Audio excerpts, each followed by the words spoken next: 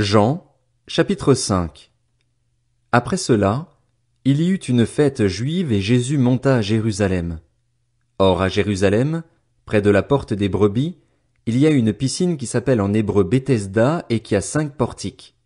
Sous ces portiques un grand nombre de malades étaient couchés, des aveugles, des boiteux, des paralysés.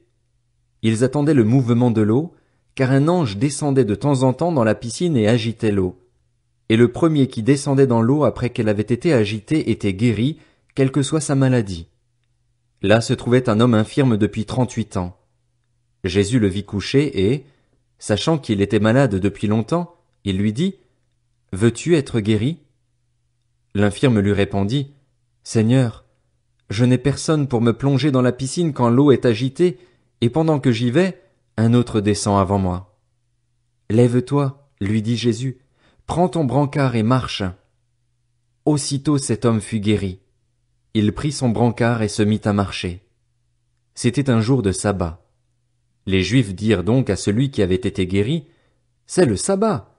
Il ne t'est pas permis de porter ton brancard. » Il leur répondit, « Celui qui m'a guéri m'a dit, prends ton brancard et marche. » Ils lui demandèrent, « Qui est l'homme qui t'a dit, prends ton brancard et marche ?» Mais celui qui avait été guéri ne savait pas qui c'était, car Jésus avait disparu dans la foule qui était à cet endroit. Quelque temps plus tard, Jésus le retrouva dans le temple et lui dit, « Te voilà guéri. Ne pêche plus, de peur qu'il ne t'arrive quelque chose de pire. » Cet homme s'en alla annoncer aux Juifs que c'était Jésus qui l'avait guéri. C'est pourquoi les Juifs poursuivaient Jésus et cherchaient à le faire mourir, parce qu'il avait fait cela le jour du sabbat. Cependant, Jésus leur répondit, « Mon Père est à l'œuvre jusqu'à présent. Moi aussi, je suis à l'œuvre. » Voilà pourquoi les Juifs cherchaient encore plus à le faire mourir, parce que non seulement il violait le sabbat, mais il appelait aussi Dieu son propre Père, se faisant lui-même égal à Dieu. Jésus reprit donc la parole et leur dit, « En vérité, je vous le dis, le Fils ne peut rien faire de lui-même, sinon ce qu'il voit le Père accomplir. Tout ce que le Père fait, le Fils aussi le fait pareillement. En effet, le Père aime le Fils et lui montre tout ce que lui-même fait, et il lui montrera des œuvres plus grandes que celles-ci, afin que vous soyez dans l'étonnement.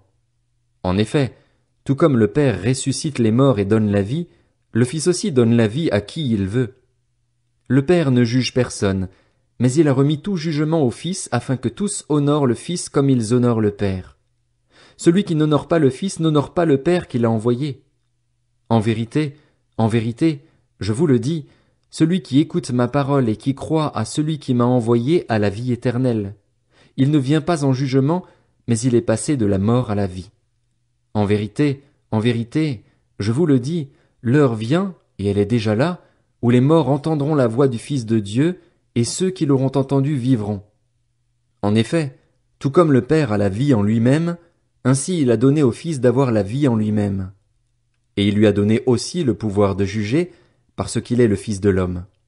Ne vous en étonnez pas, car l'heure vient où tous ceux qui sont dans les tombeaux entendront sa voix et en sortiront.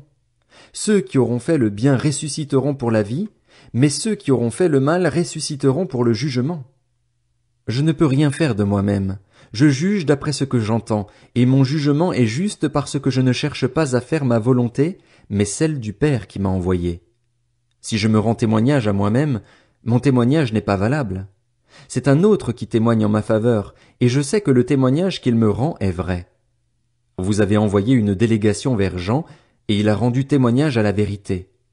Pour ma part, ce n'est pas d'un homme que je reçois le témoignage, mais je dis cela afin que vous soyez sauvés. Jean était la lampe qui brûle et qui brille, et vous avez voulu vous réjouir 1 heure à sa lumière. Pour ma part, j'ai un témoignage plus grand que celui de Jean. Ce sont les œuvres que le Père m'a donné d'accomplir. Ces œuvres mêmes que je fais témoignent à mon sujet que c'est le Père qui m'a envoyé, et le Père qui m'a envoyé a rendu lui-même témoignage à mon sujet. Vous n'avez jamais entendu sa voix, vous n'avez pas vu son visage, et sa parole n'habite pas en vous, puisque vous ne croyez pas en celui qui l'a envoyé. Vous étudiez les Écritures parce que vous pensez avoir par elles la vie éternelle. Ce sont elles qui rendent témoignage à mon sujet, et vous ne voulez pas venir à moi pour avoir la vie. Je ne reçois pas ma gloire des hommes, mais je vous connais, vous n'avez pas l'amour de Dieu en vous. Je suis venu au nom de mon Père et vous ne me recevez pas. Si un autre vient en son propre nom, vous le recevrez. Comment pouvez-vous croire, vous qui recevez votre gloire les uns des autres et qui ne recherchez pas la gloire qui vient de Dieu seul? Ne pensez pas que c'est moi qui vous accuserai devant le Père. Celui qui vous accuse, c'est Moïse, celui en qui vous avez mis votre espérance. En effet, si vous croyiez Moïse, vous me croiriez aussi, puisqu'il a écrit à mon sujet. Mais si vous ne croyez pas à ses écrits, comment croirez-vous à mes paroles?